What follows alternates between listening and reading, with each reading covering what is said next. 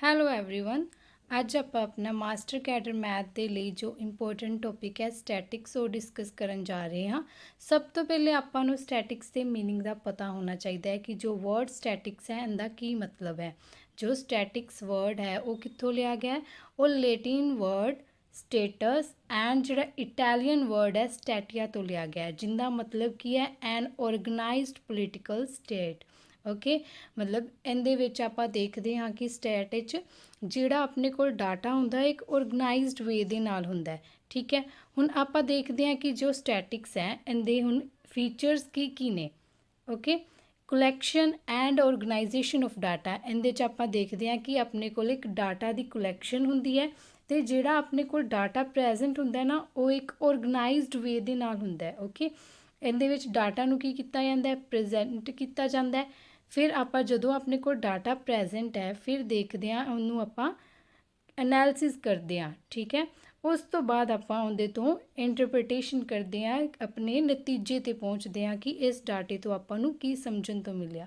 Okay, ਇਹ ਸਭ statics ਦੇ ਜਿਹੜੇ ਫੀਚਰਸ ਨੇ। ਓਕੇ, ਅੱਗੋਂ ਆਪਾਂ ਹੁਣ ਡਿਸਕਸ ਕਰਦੇ ਹਾਂ ਇਹਦੇ ਜਿਹੜਾ ਵਰਡ ਡਾਟਾ ਹੈ ਉਹਦਾ ਮੀਨਿੰਗ ਕੀ ਹੁੰਦਾ। ਜਿਹੜਾ ਵਰਡ ਡਾਟਾ ਉਹਦਾ ਮਤਲਬ ਹੈ ਇਨਫੋਰਮੇਸ਼ਨ। ਓਕੇ, ਇਨਫੋਰਮੇਸ਼ਨ ਵੀ ਦੋ ਤਰ੍ਹਾਂ ਦੀ ਹੁੰਦੀ ਹੈ, ਇੱਕ ਤਾਂ ਹੁੰਦੀ ਹੈ ਪ੍ਰਾਇਮਰੀ, ਇੱਕ ਹੁੰਦੀ ਹੈ ਸੈਕੰਡਰੀ। ਹੁਣ ਪ੍ਰਾਇਮਰੀ ਡਾਟਾ ਅਤੇ ਸੈਕੰਡਰੀ ਡਾਟਾ ਦਾ ਕੀ ਮਤਲਬ ਹੈ? ਪ੍ਰਾਇਮਰੀ ਡਾਟਾ ਹੁੰਦਾ ਜੋ ਆਪਾਂ ਖੁਦ ਜਾ ਕੇ ਘਰ ਘਰ ਜਾ ਕੇ ਇਕੱਠਾ ਕਰ ਰਹੇ ਹਾਂ, ਉਹ ਹੁੰਦਾ ਪ੍ਰਾਇਮਰੀ ਡਾਟਾ। ਓਕੇ, ਦੂਸਰਾ ਹੁੰਦਾ ਸੈਕੰਡਰੀ ਡਾਟਾ, ਮਤਲਬ ਪਹਿਲੇ ਮੈਂ ਡਾਟਾ ਇਕੱਠਾ ਕਰ ਰੱਖਿਆ ਸੀ, ਤੁਹਾਨੂੰ ਨੀਡ ਹੈ ਤੁਸੀਂ ਮੇਰੇ ਕੋਲੋਂ ਹੀ ਲੈ ਲਿਆ ਡਾਟਾ ਘਰ ਘਰ ਇਕੱਠਾ ਕਰਨ ਦੀ ਬਜਾਏ, ਉਹਨੂੰ ਬੋਲਦੇ ਆ ਸੈਕੰਡਰੀ ਡਾਟਾ। ਮੀਨਸ ਕਿਸੇ ਕੋਲ ਪਹਿਲੇ ਤੋਂ ਡਾਟਾ ਉਹ ਕਲੈਕਟ ਹੈ, ਆਪਾਂ ਉਹਨੂੰ ਆਪਣੇ ਪਰਪਸ ਲਈ ਯੂਜ਼ ਕਰਦੇ ਹਾਂ, ਉਹ ਹੁੰਦਾ ਸੈਕੰਡਰੀ ਡਾਟਾ। ਓਕੇ, ਇਹ ਤਾਂ ਸੀ ਬੇਸਿਕ ਜੀ ਗੱਲ ਜੋ ਆਪਾਂ ਨੂੰ ਸਟੈਟਿਕਸ ਵਿੱਚ ਪਤਾ ਹੋਣੀ ਚਾਹੀਦੀ ਹੈ। ਹੁਣ ਆਪਾਂ ਆਪਣਾ ਅਗਲਾ ਇੰਪੋਰਟੈਂਟ ਟੌਪਿਕ ਕਰਨ ਜਾ ਰਹੇ ਹਾਂ ਜਿਹੜਾ ਕੀ ਹੈ ਮੈਜ਼ਰਸ ਆਫ ਸੈਂਟਰਲ ਟੈਂਡੈਂਸੀ। ਠੀਕ ਹੈ, ਇਹਦੇ ਵਿੱਚ ਆਪਾਂ ਜੋ ਚੀਜ਼ਾਂ ਪੜ੍ਹਾਂਗੇ ਉਹਨੂੰ ਦੇਖਦੇ ਹਾਂ ਆਪਾਂ। ਦ ਸਿੰਗਲ ਫਿਗਰ ਵਿਚ represent the whole set of data. ਤਾਂ ਆਪਣੇ ਕੋਲ ਜਿਹੜੀ ਮੈਜ਼ਰਸ ਆਫ ਸੈਂਟਰਲ ਟੈਂਡੈਂਸੀ ਹੈ ਇਹ ਕੀ ਹੁੰਦੀ ਹੈ? ਇੱਕ ਸਿੰਗਲ ਫਿਗਰ ਹੁੰਦੀ ਹੈ ਜਿਹੜੀ ਰਿਪਰੈਜ਼ੈਂਟ ਕਰਦੀ ਹੈ ਸਾਰੇ ਡਾਟਾ ਨੂੰ। ਠੀਕ ਹੈ, ਇਹਨੂੰ ਹੋਰ ਕੀ ਬੋਲਦੇ ਆ? ਇਹਨੂੰ ਬੋਲਦੇ ਆ average and measure of location. Exact location ਦੱਸਦੀ ਹੈ ਕਿ ਡਾਟਾ ਕਿਵੇਂ ਕਿੱਥੇ ਲੋਕੇਟ ਕਰਦਾ ਹੈ। Okay, it gives us rough idea where data points are centred, ਕਿ ਡਾਟਾ ਇੱਕ ਆਪਾਂ ਨੂੰ ਰਫ ਜਿਹਾ ਆਈਡੀਆ ਦਿੰਦੀ ਹੈ ਕਿ ਡਾਟਾ ਕਿੱਥੇ ਪੁਆਇੰਟ ਕਰ ਰਿਹਾ। ਬਟ ਇਹਦੇ ਅਗਰ ਆਪਾਂ ਐਗਜ਼ੈਕਟ ਵੈਲਿਊ ਕੱਢਣੀ ਹੈ ਉਹਨਾਂ ਦੇ ਕੁਝ ਆਪਣੇ ਕੋਲ ਮੈਥਡਸ ਨੇ ਜਾਂ ਫਿਰ ਟਾਈਪਸ ਨੇ ਸੈਂਟਰਲ ਟੈਂਡੈਂਸੀ ਦੀਆਂ, ਉਹ ਆਪਾਂ ਇੱਕ 1 ਬਾਈ 1 ਡਿਸਕਸ ਕਰਦੇ ਹਾਂ। ਫਸਟ ਆਪਣੀ ਟਾਈਪ ਹੈ ਅਰਥਮੈਟਿਕ ਮੀਨ। ਅਰਥਮੈਟਿਕ ਮੀਨ ਨੂੰ ਹੋਰ ਕੀ ਬੋਲਦੇ ਆ? ਸਿੰਪਲ ਮੀਨ ਬੋਲਦੇ ਆ, ਜੋ ਕਿ ਆਪਾਂ ਛੋਟੀਆਂ ਕਲਾਸਿਸ ਵਿੱਚ ਹੀ ਪੜ੍ਹਦੇ ਆ ਰਹੇ ਹਾਂ, 9th 10th ਤੋਂ ਹੀ ਪੜ੍ਹਦੇ ਆ ਰਹੇ ਹਾਂ। ਸੈਕਿੰਡ ਟੌਪਿਕ ਹੈ ਆਪਣਾ ਮੀਡੀਅਨ, ਥਰਡ ਹੈ ਮੋਡ, ਫੋਰਥ ਹੈ ਆਪਣਾ ਹਾਰਮੋਨਿਕ ਮੀਨ ਐਂਡ ਫਿਫਥ ਹੈ ਆਪਣਾ ਜਿਓਮੈਟ੍ਰਿਕ ਮੀਨ। ਇਹਨਾਂ ਸਾਰੀਆਂ ਟਾਈਪਸ ਨੂੰ ਆਪਾਂ 1 ਬਾਈ 1 ਡਿਸਕਸ ਕਰਾਂਗੇ। ਸਭ ਤੋਂ ਪਹਿਲੇ ਆਪਾਂ ਦੇਖਦੇ ਹਾਂ ਕਿ ਆਪਣਾ ਅਰਥਮੈਟਿਕ ਮੀਨ ਕੀ ਹੁੰਦਾ। ਅਰਥਮੈਟਿਕ ਮੀਨ ਕੀ ਹੁੰਦਾ ਹੈ? ਅਰਥਮੈਟਿਕ ਮੀਨ ਉਹ ਹੁੰਦਾ ਹੈ ਜਿਹਦੇ ਵਿੱਚ ਆਪਾਂ ਦੇਖਦੇ ਹਾਂ ਕਿ sum of all values of all items of a series divide by number of item. ਮਤਲਬ ਜਿਹੜੀਆਂ ਵੀ ਆਪਣੇ ਕੋਲ ਆਈਟਮਸ ਹੈ ਉਹਨਾਂ ਦਾ sum of items divide by number of items. ਠੀਕ ਹੈ, ਇਹ ਆਪਣੇ ਕੋਲ ਕੀ ਹੁੰਦਾ? ਮੀਨ ਹੁੰਦਾ। ਮੀਨ ਨੂੰ ਆਪਾਂ ਡਿਨੋਟ ਕਿਵੇਂ ਕਰਦੇ ਹਾਂ? ਮੀਨ ਨੂੰ ਆਪਾਂ ਡਿਨੋਟ ਕਰਦੇ ਹਾਂ ਐਕਸ ਦੀ ਬਾਰ ਨਾਲ। ਮੀਨ ਨੂੰ ਕਿਵੇਂ ਡਿਨੋਟ ਕਰਦੇ ਹਾਂ? ਐਕਸ ਬਾਰ ਨਾਲ ਡਿਨੋਟ ਕਰਦੇ ਹਾਂ। ਇਹਦੇ ਹੁਣ ਅਲੱਗ-ਅਲੱਗ ਸੀਰੀਜ਼ ਨੇ, ਉਹਨਾਂ ਵਿੱਚ ਇਹਨੂੰ ਫਾਈਂਡ ਕਰਨ ਦੇ ਅਲੱਗ-ਅਲੱਗ ਮੈਥਡ ਨੇ, ਉਹ ਆਪਾਂ 1 ਬਾਈ 1 ਡਿਸਕਸ ਕਰਦੇ ਹਾਂ। ਫਸਟ ਆਪਣੇ ਕੋਲ ਹੈ ਇੰਡੀਵਿਜੂਅਲ ਸੀਰੀਜ਼। ਜਿਵੇਂ ਕਿ ਨਾਮ ਤੋਂ ਹੀ ਕਲੀਅਰ ਹੋ ਰਿਹਾ ਕਿ ਇੰਡੀਵਿਜੂਅਲ ਦਾ ਮਤਲਬ ਕਿ ਇੱਕ ਟਾਈਪ ਦਾ ਹੀ ਡਾਟਾ ਹੋਏਗਾ, ਮਤਲਬ ਜਿਹੜੀਆਂ ਵੀ ਆਪਣੇ ਕੋਲ ਆਈਟਮਸ ਨੇ ਉਹ ਸਿੰਗਲੀ ਲਿਸਟਡ ਹੋਣਗੀਆਂ। ਠੀਕ ਹੈ, ਇਹਦੇ ਵਿੱਚ ਆਪਾਂ ਦੇਖਦੇ ਹਾਂ ਕਿ ਅਰਥਮੈਟਿਕ ਮੀਨ ਦਾ ਫਾਰਮੂਲਾ ਕੀ ਹੁੰਦਾ। ਇਹਦੇ ਵਿੱਚ ਮੀਨ ਦਾ ਫਾਰਮੂਲਾ ਹੈ summation of x divide by n. Summation of x ਕੀ ਹੁੰਦਾ? ਜਿੰਨੀਆਂ ਵੀ ਆਈਟਮਸ ਆਪਾਂ ਨੂੰ ਦਿੱਤੀਆਂ ਹੋਈਆਂ ਉਹਨਾਂ ਸਾਰਿਆਂ ਦਾ ਸਮ ਕਰਾਂਗੇ ਅਤੇ ਉਹ ਦੇਖਾਂਗੇ ਕਿ ਕਿੰਨੀਆਂ ਆਈਟਮਸ ਨੇ ਆਪਣੇ ਕੋਲ। ਜੇ 4 ਨੇ ਤਾਂ n 4 ਹੋ ਜਾਏਗਾ, ਜੇ ਉੱਪਰ 5 ਨੇ ਤਾਂ n 5 ਹੋ ਜਾਏਗਾ। ਠੀਕ ਹੈ, ਉਹ ਆਪਣੇ ਕੋਲ ਕੀ ਬਣ ਜਾਂਦਾ ਹੈ? ਮੀਨ ਬਣ ਜਾਂਦਾ ਹੈ। ਜਿਵੇਂ ਕਿ ਆਪਾਂ ਮੀਨ ਦੀ ਨਾ ਇੱਕ ਐਗਜ਼ਾਮਪਲ ਲੈ ਕੇ ਚੱਲਦੇ ਹਾਂ ਜਿਹੜੀ ਕਿ ਇੰਡੀਵਿਜੂਅਲ ਸੀਰੀਜ਼ ਵਿੱਚ ਹੋਏਗੀ। ਇੰਡੀਵਿਜੂਅਲ ਸੀਰੀਜ਼ 'ਚ ਕੋਈ ਵੀ ਇੱਕ ਐਗਜ਼ਾਮਪਲ ਲੈ ਲਓ। ਆਪਾਂ एग्जाम्पल ले ਲੈਂਦੇ ਹਾਂ। एग्जाम्पल ਮੰਨ ਲਓ ਆਪਣੇ ਕੋਲ ਨਾ ਕੋਈ ਵੀ ਆਪਣੇ ਕੋਲ x ਦਿੱਤੇ ਹੋਏ ਹੈ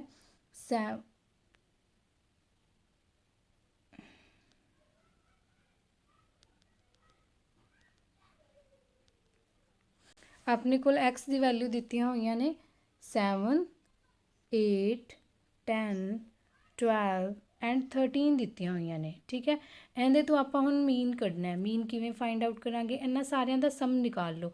ਸਾਰਿਆਂ ਦਾ ਸਮ ਕੀ ਆਇਆ? 50। ਓਕੇ, 50 ਆ ਗਿਆ। 50 ਇਹ ਟੋਟਲ ਆਈਟਮਸ ਕਿੰਨੀਆਂ ਨੇ? 5 ਨੇ। ਤਾਂ ਆਪਣਾ ਮੀਨ ਕੀ ਬਣਿਆ? 50 ਡਿਵਾਈਡ ਬਾਈ 5। ਇਹ ਆਪਣੇ ਕੋਲ ਕੀ ਆ ਗਿਆ? 10। ਤਾਂ ਮੀਨ ਆਪਣਾ ਕੀ ਆ ਗਿਆ? 10। ਓਕੇ, ਇਹ ਆਪਣੇ ਕੋਲ ਸੀ ਇੰਡੀਵਿਜੂਅਲ ਸੀਰੀਜ਼ ਜਿਹਦੇ 'ਚ ਆਪਾਂ ਮੀਨ ਫਾਈਂਡ ਆਊਟ ਕੀਤਾ। ਹੁਣ ਆਪਾਂ ਨੈਕਸਟ ਸੀਰੀਜ਼ ਡਿਸਕਸ ਕਰਦੇ ਹਾਂ ਜੋ ਕਿ ਆਪਣੀ ਹੈ ਡਿਸਕ੍ਰੀਟ ਸੀਰੀਜ਼।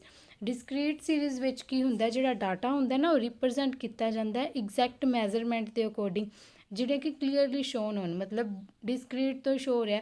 ਤੁਸੀਂ ਯਾਦ ਰੱਖ ਸਕਦੇ ਹੋ ਕਿ ਡੀ ਮਤਲਬ ਡਿਊਲ ਹੋਣਗੀਆਂ, ਦੋ ਵੈਲਿਊਜ਼ ਦਿੱਤੀਆਂ ਹੋਣਗੀਆਂ, ਇੱਕ ਐਫ ਹੋਏਗਾ ਇੱਕ ਐਕਸ ਹੋਏਗਾ। ਇਹਨਾਂ ਨੂੰ ਆਪਾਂ ਮਲਟੀਪਲਾਈ ਕਰਨਾ ਪਹਿਲੇ ਐਫ ਐਕਸ ਨੂੰ। ਓਕੇ, ਉਹ ਉਹਨਾਂ ਦਾ ਸਮ ਉੱਪਰ ਆਏਗਾ divide by summation of F, ਜਿਹੜਾ ਕਿ ਆਪਣੇ ਕੋਲ ਐਨ ਬਣ ਜਾਏਗਾ। ਠੀਕ ਹੈ, ਨੈਕਸਟ ਆ ਗਈ ਕੰਟੀਨਿਊਸ ਸੀਰੀਜ਼। ਕੰਟੀਨਿਊਸ ਸੀਰੀਜ਼ ਵਿੱਚ ਨਾ ਕੰਟੀਨਿਊਟੀ ਰਹਿੰਦੀ ਹੈ। ਮਤਲਬ ਜਿੱਥੋਂ ਡਾਟਾ ਖਤਮ ਹੋ ਰਿਹਾ ਅਗਲਾ ਉੱਥੋਂ ਹੀ ਸ਼ੁਰੂ ਹੈ। ਜਿਵੇਂ 0 to 10 10 to 20 20 to 30। ਤਾਂ ਇੱਕ ਕੰਟੀਨਿਊਟੀ ਵਿੱਚ ਚੱਲ ਰਹੇ ਨੇ ਨਾ, ਤਾਂ ਇਹ ਹੁੰਦਾ ਕੰਟੀਨਿਊਸ ਸੀਰੀਜ਼ ਹੁੰਦੀ ਹੈ। ਇਹਦੇ ਵਿੱਚ ਨਾ ਡਾਟਾ ਇੱਕ ਰੇਂਜ ਦੇ ਵਿੱਚ ਲਾਈ ਕਰਦਾ ਹੁੰਦਾ। ਜਿਹੜੀ ਉਹ ਰੇਂਜ ਹੁੰਦੀ ਆ ਉਹਨੂੰ ਆਪਾਂ ਕੀ ਬੋਲਦੇ ਹਾਂ? ਕਲਾਸ ਇੰਟਰਵਲ ਬੋਲਦੇ ਹਾਂ। ਸਭ ਤੋਂ ਪਹਿਲੇ ਇਹਦੇ ਵਿੱਚ ਆਪਾਂ ਐਮ ਕੱਢਾਂਗੇ। ਐਮ ਆਪਣੇ ਕੋਲ ਕੀ ਹੁੰਦੀ ਹੈ? ਮਿਡ ਵੈਲਿਊ ਹੁੰਦੀ ਹੈ। ਠੀਕ ਹੈ, ਮਿਡ ਵੈਲਿਊ ਫਾਈਂਡ ਕਰਨ ਤੋਂ ਬਾਅਦ ਉਹਨੂੰ ਪਹਿਲੇ ਆਪਾਂ ਐਫ ਨਾਲ ਮਲਟੀਪਲਾਈ ਕਰਾਂਗੇ। ਉਹ ਆਪਣੇ ਕੋਲ F summation of F M ਬਣ ਜਾਏਗਾ divide by summation of F. ਠੀਕ ਹੈ, ਹੁਣ ਆਪਾਂ ਨੂੰ ਇਹ ਵੀ ਪਤਾ ਹੋਣਾ ਚਾਹੀਦਾ ਕਿ ਮਿਡ ਵੈਲਿਊ ਕਿਵੇਂ ਨਿਕਾਲਦੇ ਆ। ਮਿਡ ਵੈਲਿਊ ਨਿਕਾਲਦੇ ਆ L1 plus L2 divide by 2। ਮਤਲਬ ਜਿਹੜੀ ਵੀ ਕਲਾਸ ਇੰਟਰਵਲ ਦੀ ਆਪਾਂ ਗੱਲ ਕਰ ਰਹੇ ਹਾਂ ਉਹਨਾਂ ਦੋਨਾਂ ਨੂੰ ਪਲੱਸ ਕਰਕੇ 2 ਨਾਲ ਡਿਵਾਈਡ ਕਰ ਦੇਣਾ। ਇਹ ਆਪਣੀ ਮਿਡ ਵੈਲਿਊ ਆ ਜਾਏਗੀ। ਹੁਣ ਆਪਾਂ ਦੇਖਦੇ ਹਾਂ ਕਿ ਕਰੈਕਟ ਮੀਨ ਕਿਵੇਂ ਫਾਈਂਡ ਕਰਦੇ ਆ। ਕਈ ਵਾਰ ਕੀ ਹੁੰਦਾ, ਆਪਾਂ ਕਈ ਜਿਹੜੀਆਂ ਵੀ ਆਪਣੇ ਕੋਲ ਆਈਟਮਸ ਸੀਰੀਜ਼ ਵਿੱਚ ਦਿੱਤੀਆਂ ਹੁੰਦੀਆਂ ਉਹਨਾਂ ਨੂੰ ਗਲਤ ਰੀਡ ਕਰ ਲੈਂਦੇ ਹਾਂ।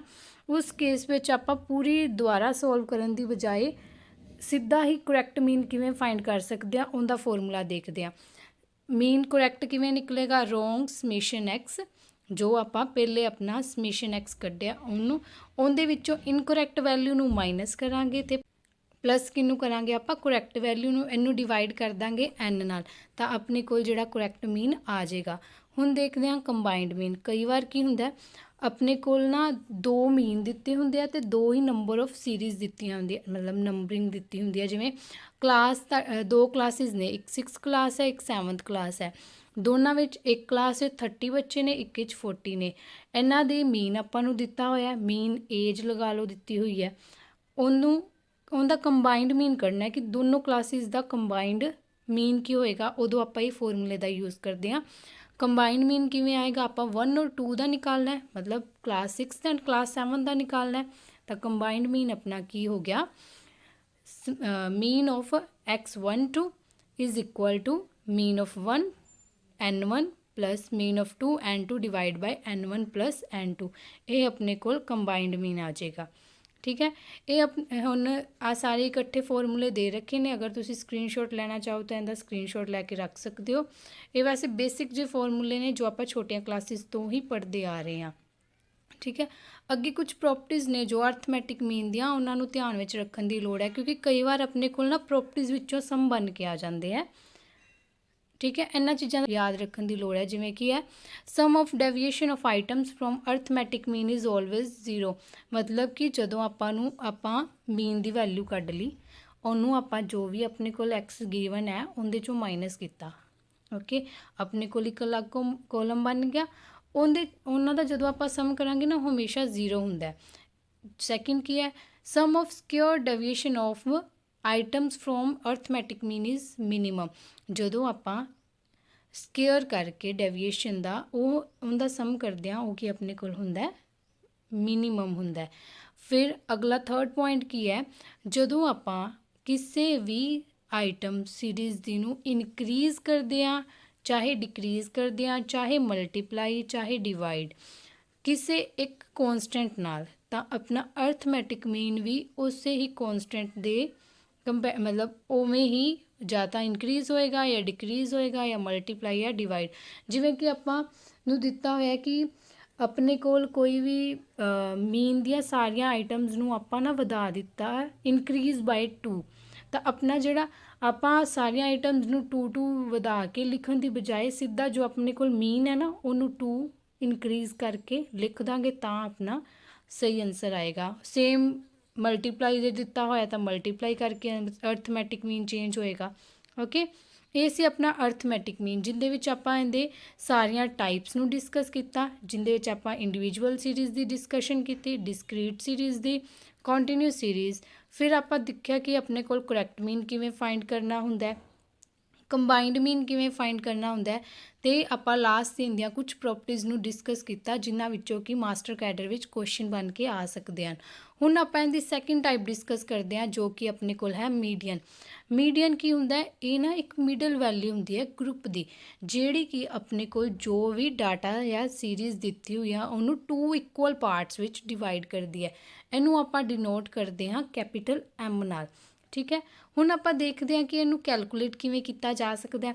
ਸਭ ਤੋਂ ਪਹਿਲੇ ਦੇਖਦੇ ਹਾਂ ਕਿ ਇੰਡੀਵਿਜੂਅਲ ਅਤੇ ਡਿਸਕ੍ਰੀਟ ਸੀਰੀਜ਼ ਵਿੱਚ ਕੀ ਹੁੰਦਾ।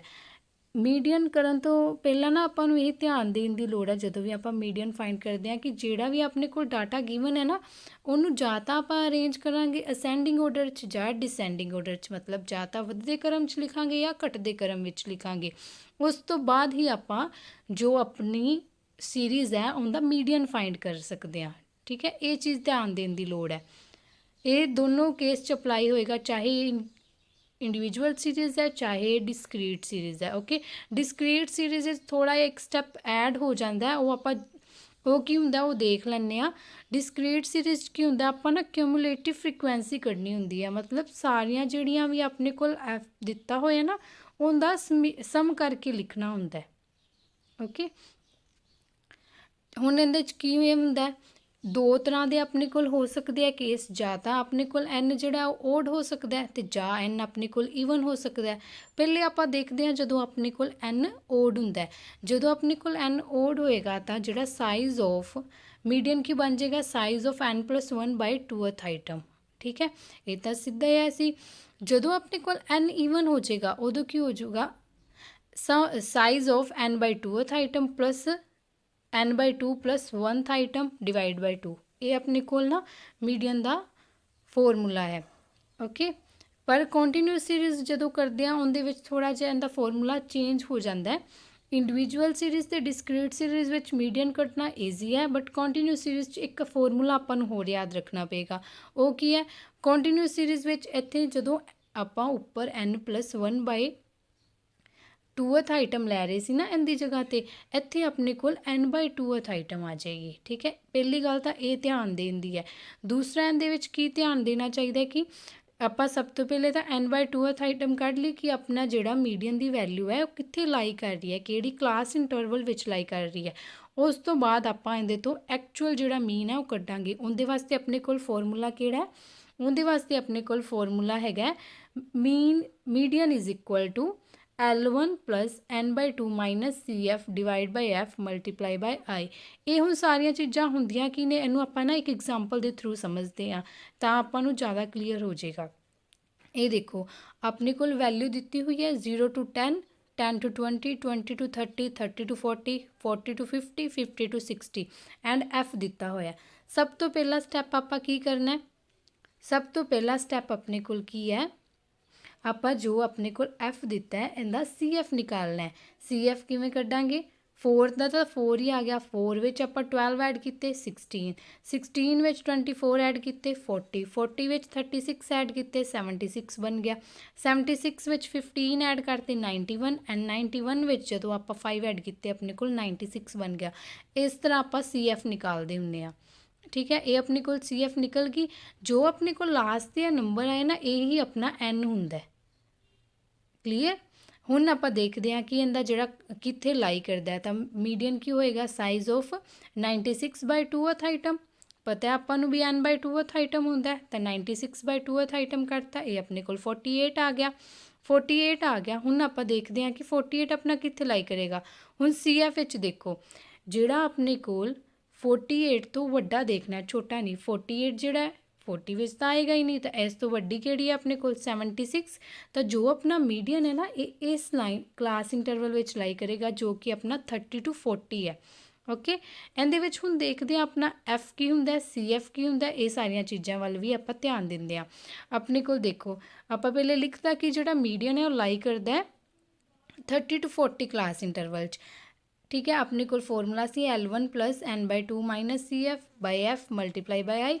ਤਾਂ L1 ਕੀ ਹੋ ਗਿਆ ਆਪਣੇ ਕੋਲ, ਲੋਅਰ ਕੀ ਸੀ 30, ਇਹ ਆਪਣੇ ਕੋਲ L1 ਆ ਗਿਆ। ਉਸ ਤੋਂ ਬਾਅਦ n/2 ਕੀ ਹੈ 48 - 40 CF ਜਿਹੜਾ ਹੁੰਦਾ ਇਹਦੇ ਤੋਂ ਇੱਕ ਉੱਪਰ ਵਾਲਾ, ਆਪਣੇ ਕੋਲ ਜਿਹੜਾ CF ਹੁੰਦਾ, ਆਪਾਂ CF ਲੈਣਾ ਹੁੰਦਾ ਇਹ ਵਾਲਾ, ਇਹ ਆਪਣੇ ਕੋਲ CF ਆ ਗਿਆ। ਠੀਕ ਹੈ, ਇਹ ਆਪਣੇ ਕੋਲ L1 ਆ ਗਿਆ, ਇਹ ਆਪਣੇ ਕੋਲ F ਆ ਗਿਆ।